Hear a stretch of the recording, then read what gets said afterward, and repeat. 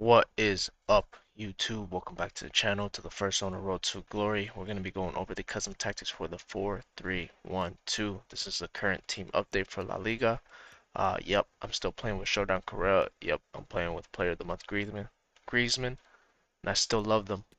They're just one of my favorite players to use on FIFA, so I always get along with them very well. So we're going to go over these tactics right here, the 4-3-1-2. Um, this is similar, almost identical to the 4-1-2-1-2 narrow I posted last week, but it's more attacking than that one just because you don't have a CDM and you have a center mid. So it's good to get back into games, or good if you're just trying to spam your foot champs. If you're trying to like basically go at everybody all out attack every single time. So this is a very attacking formation, so just keep that in mind. I will start off with this formation after you score like 2 or 3 goals, then I will drop down to a more neutral formation like a 4-2-3-1 or a 4-2-2 or 4-4-2, something like that, so you can hold off the lead, because if not, you'll get counterattacked a lot with this formation. So let's get into it. 4-3-1-2. Before we get into it, go ahead and hit that like and that subscribe button, and please help me out, guys. Try to get those 1,000 subs. I need like about 20 something more, so if you guys please aren't subbed, just go ahead and hit that sub button. That'll help me out a lot so I can continue making videos for you guys. But yeah, let's get into it. So balance, 40 width, 70 depth. That's on this, right? That's if you like to press manually. Old gen, new gen. If you like to press manually, do 40-70. I like to press manually a lot. When I play with a narrow formation, I like to be aggressive. I used to play press after possession loss on the 4-3-1-2, but that's another tactic. That's to get back into the game. This one's more if I'm starting off the game. I want to manually press myself. That's why I play 40-70. If you don't like to manually press, drop this down to 37 if you're on old gen, and drop this down to anywhere from 60 to as low as 55 if you're on old gen. Try to keep it in the sweet spot. You could probably do like 57, right? If you're on new gen, do 60 det, 40 width. And if you want to play a little bit more aggressive, then you could take it to like 63, 64, 65, but no higher than that, unless you're going to go all out aggressive like me at 70.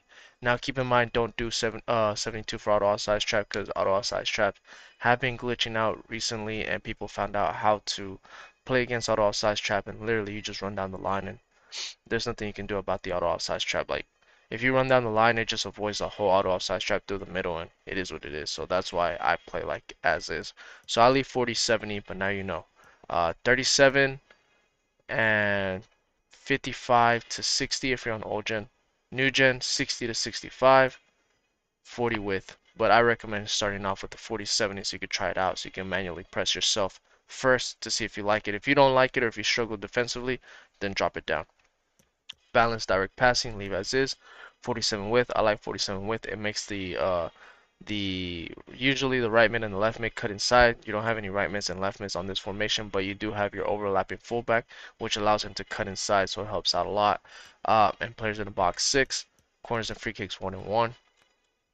Instructions: goalie comes for cross sweeper keeper. Both center backs are stay back while attacking. Now, one thing, your right back is going to be balanced attack overlap. So because he's attacking, make sure you have a very fast center back on the right, at least 85 pace and above.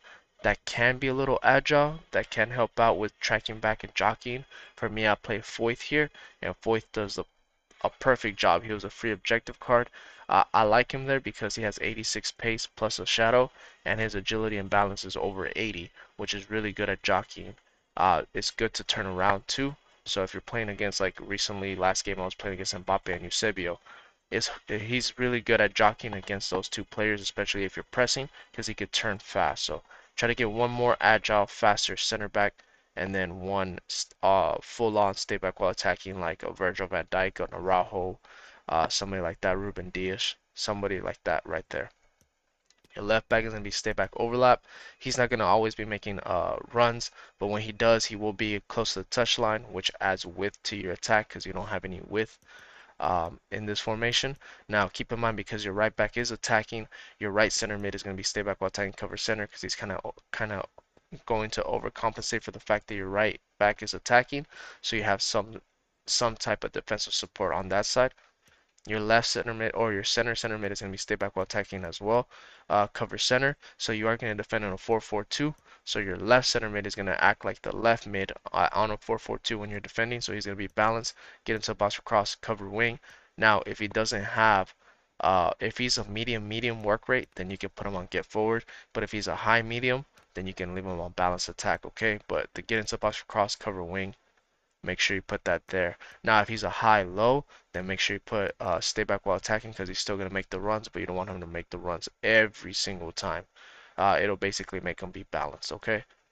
Then your right mid in the 4-4-2 is not going to be your cam. It used to be the cam, but I took that away. I put the right striker because then for some reason they're doing diagonal runs now whenever they drop down to the right mid and then they make those diagonal runs and your opponent doesn't know how to track that, like the defensive AI doesn't know how to track the diagonal run unless they manually track it by themselves. They won't be able to actually stop it. So it's really good at counterattacks. So that's why I have my right striker. I'll come back on defense, stay central, getting behind. So he's just gonna be dropping down, picking up the ball, darting forward, and making runs so you can do quick 1-2s with him. Your left striker is going to be stay central, getting behind as well, so he's always going to be making runs as well. They'll probably take turns, Correa and Rodrigo making runs, getting in behind, which is good because you don't always want to be one-dimensional when you attack and only attack to one side. And then your cam is going to be basic defense, get into box across.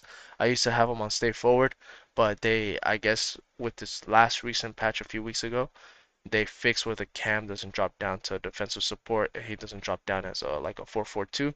So I leave him on basic defense because he actually stays as a cam. Now, if he does have a high defensive, excuse me, if he does have a high defensive work rate like a Bernardo Silva, then yes, put him on stay forward because if not, he's going to drop way too deep. Just make sure you have to get into box or cross because that's very important. But yeah, those are the instructions for the 4-3-1-2.